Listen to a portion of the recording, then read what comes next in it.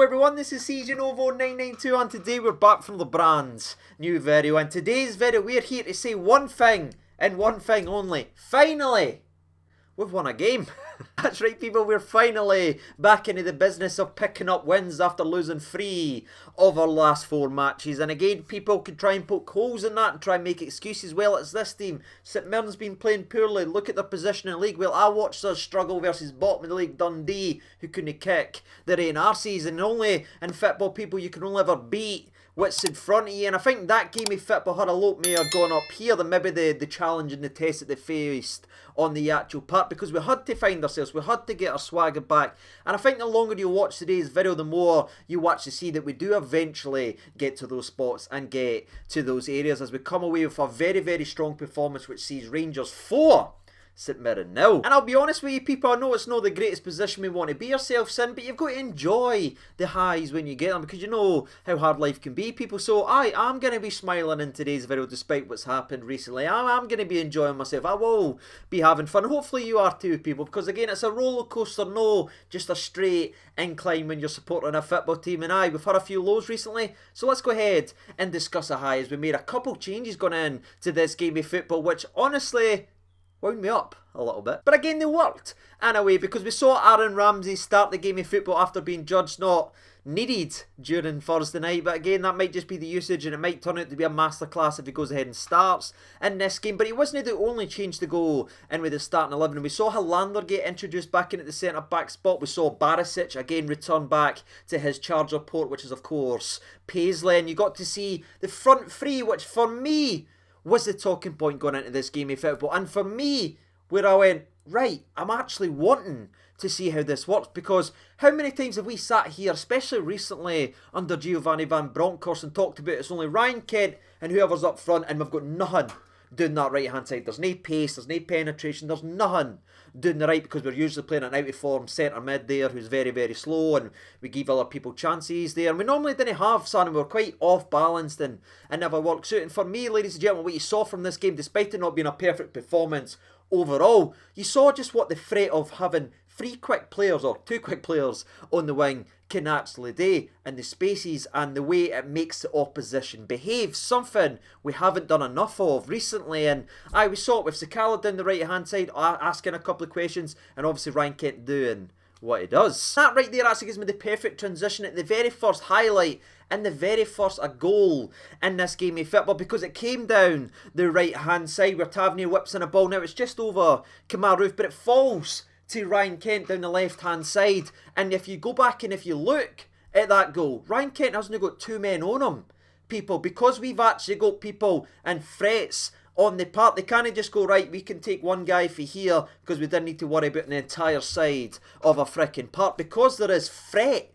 on either side. Ryan Kent's 1v1, and he does brilliant here with his first touch, sets himself, it's a gorgeous cross, and it finds Kemar roofe, who again, despite me getting slaughtered recently, I will say what I always say, the best finisher in a football club is that laddie, and the way he takes his header is absolutely brilliant. But for me, that's everything we've been lacking over the last little while. Threat on either flank, Ryan Kent freed up because he hasn't got 2 men on him, and putting the ball and giving the best finisher at this football club an opportunity to finish. And who would have thought that Kemar roofe, the finisher, isn't a waste their jersey, or isn't he rotten when you actually give him an opportunity to finish? Madness, innit? But before we do go on and speak more about Kemar roofe, because trust me, you're going to hear his name throughout today's video, it's worth mentioning that 17th assist of the season now for Mr. Ryan Kent, who's apparently been poor. But the word poor actually leads me to the 25th minute of the game, because despite scoring again in the opening 5 minutes of a game of football, we didn't really do anything to add more to the scoreline. Very similar to the last game versus Celtic. Start like a house on fire, score, and just let it sizzle a little bit and take off the ball. Not really putting the foot down and really stamping on their throat. So the game kind of drifts for the next 25 minutes, and then an injury happens as Lundstram is, I think he's 1v1 with Roofe down the left hand side. Does very good defending, what you're expecting for Lundstram. Big, strong, sees him out, but it looks as if he just stretches and tweaks something. Now, I have no idea if it's a serious injury. As always, in case you've never seen this channel before, I'll record it, and then when I do hear anything, if you scroll down, I'll pin it with the updates for him and the rest of the injuries. But So far, I think it's just more of a precaution sub, but that opened the door for the return of Stephen Davis, who I completely agreed with Chris Boyd before the game, by the way, who's been treated absolutely horrendously, and it's been baffling how he's been treated. But it was great to see Stephen Davis come on the park, and again, I'm not being biased for my love of Stephen Davis, but we did look a lot more comfortable in the middle of the park when we heard the orchestrator in there, making sure everything was ticking along. And that was shown over the next 10 minutes, where Stephen Davis's forward passes were a good bit to put the pressure on, where Joe Aribo was really sharp in this game. I thought he combined well with Sakala. He finds Ryan Kent skips over Power, and Power does what a hammer thrower does. Comes in and nail him. Now it's a dangerous free kick. But unfortunately, even though Aaron Ramsey is on the park, people, we still persist with letting Tavernier take free kicks at this short range. And I don't remember the last time he's ever had one on target from that close in. Usually further away you can get the bending whip, but it's a completely wasted set piece. I'm not wanting to moan, but maybe when Ramsey's on, can we just let him take one? There was obviously another injury where Big Phil Helander ends up going up. I think he's gone for a kind of header, and I think he falls awkwardly, and it looks as if it's his left knee again. I'm not wanting to speculate or anything like that, but it doesn't look good. Where I'm feeling like Lundstram may be a precaution, where I'm sitting here now, I think this one's a bad one for Helander, and that's terrible considering he's just back from a serious injury. So fingers crossed it's nothing serious, and he gets the all clear. But of course that is our second injury in 40 minutes of football, and Helander ends up going off. But it wasn't Leon Balogun that came on. No. It was a different Leon. It was one of our own, and Leon King came on the park, and the best thing I can say about this young laddie is you never ever heard his name defensively, because he was just in line, in the right position, no cut out anywhere, didn't have to do anything flashy, and that's a sign a good centre half, when you're not needing to make last ditch challenges or anything like that. Everything that was there to be won in the air, the young laddie did. Everything that was coming to his feet, he got rid of it. No big moments where slide challenges or last ditch, because he never put himself in a position to have to do that. So shout out to Leon King, very, very impressive for the young man. But as you can imagine, with the injuries to both Helander and John Lundstram, there was a bit of added time at the end of the first half, and for once we actually played attacking football rather than just seeing it out to half time, and you got the benefit of it right away, where again Aribo, Sakala, Roofe are all intertwining here, or twining, whatever the word I actually said. But anyway, it's good football again. It drops to our man Aaron Ramsey, who tries to lift it over the goalkeeper, and it ends up kissing the bar, coming back, and you think, right, that was such a massive opportunity to make this 2, but we didn't have time to dwell on that, because we eventually get the ball back as Leon King wins it. He passes it out to our boy Tavernier, and Tavernier right here, oh my god, this is what we know he's capable of, when he's not just firing balls in for the sake of it with pace and all that. When he's picking someone out, it's perfection, and that's what he does here. It's another good ball right to Kemar Roofe, who's in the right place as always. He always is in the right place, and it's another brilliant header, tucked away. 2-0 to Rangers, 2 goals for Roofe, and this is showing signs of the football we know we can play. By the way, I got a bit excited there. It wasn't actually Leon King this time passing out to Tavernier. It was actually Ramsey who picked himself back up after hitting the bar, went back, got the ball, played a gorgeous ball out to Tav. So I just wanted to correct myself, because trust me, we'll mention King soon. Now we started with the first goal down the left hand side, we then went to the right hand side. Now we're back to the left hand side, where once again Sakala and Joe Aribo is involved, because Sakala is now playing down the left hand side as we withdraw on both Ryan Kent and Ramsey. Now that is smart managing in my opinion, especially with the players dropping like flies right now. Saving them 2 for Thursday, and I'm saying saving them for Thursday. I'm not wanting Ramsey saved for the bench. For me, that is absolutely top notch, and Gio done the right thing, and that means Scott Wright was doing the right hand side, and our boy Sakala was doing the left, and that's where we pick up for the old highlights. Is goes down the left hand side, Sakala and Joe Aribo, wee nice little passes between them. Then I think Aribo's wanting to run onto this, but Sakala, you know what he's about, just pure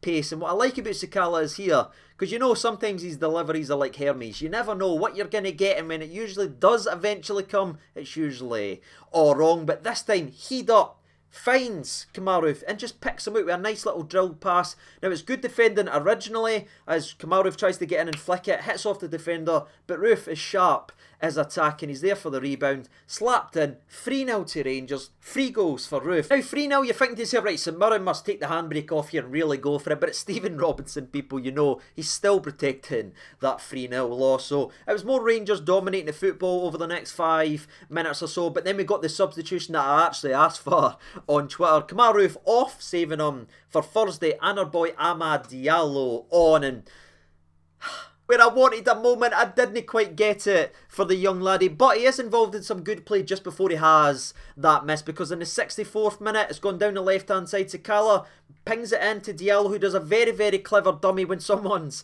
actually behind them. It falls to Scott Wright, 8 yards out. Smash it in, Scotty. Make a name for yourself again. But it's absolutely skyrocketed out, people. Where for me, that's not even a shot. That's a clearance. And well done to Scotty Wright. If in doubt, get it out. But I talk about scar tissue, talk about Sayer on the pairs. The 70th minute comes in the game of football where it's a counter-attack and a break from Rangers. Sakala using that pace, using that threat down the left-hand side. He's got a man in the box to pass it for an opportunity for a shot and goal. Reminiscing back to Dundee United, where obviously that one was a lot more blatant, but it's reverse. Sakala this time to Diallo, and he finds him, and Diallo shows composure as he goes beside the first defender, creating the gap, and then the young laddie just rolls it wide. And yes, this one is an absolute barnhouse sitter, but it's one of the Ians where I just felt bad for him. But what I did like for the young laddie, right? Because again, this is a young laddie got so much criticism, so much price tag, so much pressure on him to come here, expected to be doing a lot of great things. He's been banished for the Nella realm for Giovanni for pretty much making one mistake in the Dundee United game, despite others being played in that position making more mistakes. So I feel bad for him. I think it was maybe just came too early to him. I feel like if it came 10-15 minutes later, after he had a couple of good touches and after he had a couple of good runs, he'd have probably buried it. But one of the ends came to him too early. Absolute sitter. But where I liked about it is he was able to bounce back because he didn't lose his heat. I would have honestly crumbled to dust if I missed that, if I'm honest with you, especially given the pressure on me now to perform because you didn't get played. But he was involved in some other nice wee things, nice little passes with Scotty Wright, nice little passes with Sakala, and especially Joe Rebo, who for me, you can tell, they're just football players, you know what I mean? They want all the wee touches, they want it in the tight areas and everything like that, so it was good to see him bouncing back and being involved in some positive things. But speaking of positive things, and I'm not hitting the table because I've got a couple of criticisms about doing that recently, but positive was Joe Rebo in this game, who for me maybe went underneath the radar for a lot, but that's the best I've seen him in a very, very, very long time. Now, people again can point holes at the opposition, but I don't give a flying fox, people, alright? I just want to see Rangers players playing well, and for me, it was, and he got the goal that his overall performance and drive and effort deserved, in my opinion. And the way we get the 4th goal in this game, brilliant for Leon King. Great pass out to the right-hand side to Scotty Wright, who just finds Joe Rebo. And then, I mean, Scott Wright gets an assist for this, and he should genuinely be thanking his lucky stars and send Joe Rebo a postcard, because this right here is just quality. And again, as happy as you get with it, also frustrating, because you know he's capable of doing this when he does pull the trigger. But let's not get lost in the frustration. Let's talk about the beauty here. It's gorgeous first touch. Spins his man. Opens the body up. Doesn't even look at the goal, people. Doesn't even need to look. And it's just a wonderful, wonderful curl shot with that left foot, And the goalies got absolutely no chance. It's a world class finish for Rebo, but it's something we need to see Mary, because we know he's got it on the locker, and I can only hope now going into the end of the season that maybe that goal gets some of his mojo back and it feels like his old self and can start doing that more regular, because that's what he was doing pre the African Cup of Nations. It's good to see him having flashes, but I need to see more for Joe Rebo. But I can take nothing away for that strike. Absolutely gorgeous. Joe, can you give us more? Now, a brief wee second away from talking about the football though, what I found hilarious here, right, that was 76th minute on the clock. Then the St Mirren fans just left in drones. For me, I found that funny, because to me, that's a real indictment to where we are defensively. The 3-0 down, 74th minute of the game, the St Mirren fans are thinking to themselves, we've got a chance of getting something in this game. But 4-0, right, that's probably it over. That shows you where we are defensively. But that was a wee moment I think was funny. And for the rest of the game, I was just happy. And aye, that's the game recap. Rangers 4, St Mirren 0. I'm not taking his win for granted. I'm not taking the clean sheet, especially for granted. Now, there was a wee knock on Connor Goldson, but you know the big man's made of some hard stuff, so he was able to get back up and able to see out the rest of the game, and I'm pretty sure he'll be alright for Thursday as well. But that's where a lot of my thoughts are now going, because to me, I saw some very good individual performances. Aribo was back at it for me. You know how I feel about kemar roofe. I like us having actual threat down either flanks where they just can't sit on Ryan Kent. So for me, I don't care if Sakala's frustrating. I don't care if it's DL. I don't even care if it's Aribo. But for me, out the front three, it always needs to be someone with a bit of pace. So I like the way that looked in there. And also, it now does come to the big conversation of Mr. Stephen Davis, who for me barely put a fit wrong. Yes, he got caught in the ball once or that, but you're thinking of how little football he's actually played right now. He was close with a volley in that as well, which was unfortunately blocked. And honestly, hate's a strong word, but whoever blocked that for the St Mirren perspective, I hate you. And another name that I want to mention, maybe not necessarily for Thursday, because to me, what he brings to the table won't exactly be what's 100% required from Thursday. But I just wanted to mention his name a little bit and give a special shout out to Barisic, who was absolutely brilliant again. And if kemar roofe didn't go ahead and grab that hat-trick, who obviously deservedly won man of the match, I'd have went with Barisic. He looked back to his old self, positive with the football, didn't look like he was absolutely bricking himself. He was positive with the slide challenges and that as well. And some of his deliveries, man, we've not even mentioned some of the crosses that should have resulted in goals. He was brilliant on Thursday. Hopefully he can keep bringing on and building on these performances. But again, for me, that wouldn't be one change I would make for Thursday, because I think we also need to be doing a lot of defending. And for me, still, Bassey leads that category if he's able to go. And aye, that's all I'm really going to say about the game of football. Saw a couple of things for a couple of players there, but again, it needs to be on a consistent basis. Hopefully, this is the start, and this is how I'm going to look at it, people. But aye, we couldn't prepare much better for what's to come on Thursday night. Hopefully, we see a wee cheeky repeat. That would be absolutely lovely. But that's all I'm going to say about the game of football. What about you? What did you see from the game? What did you see from those players? Who stood out to you? And have you now got any thoughts or opinions ahead of Thursday on who should be rotated in? Does Davis come back into that midfield for Thursday night to have a bit of composure and ticking things along? That'd be interesting to see where your heads are at there. But that's all I'm going to say. I'll be teaching over into that. Has been Rocky Boy Johnson, who's actually going through a lot right now, people, and that's why I've not exactly been around quite a lot. That's why I wasn't able to do the preview and everything like that. He's had a couple of wee things wrong with him and that. He's obviously turning 15, so you can imagine the stuff that he's gone through and everything like that. But he's still trucking along, still fighting and that. So aye, I'm going to be smiling. I'm going to enjoy my wins, because I've had a couple of bad things recently, people. So aye, hopefully you enjoy them as well. I'll see you on Wednesday for the Braga preview. Take care of yourselves, everyone. All the best, and bye-bye.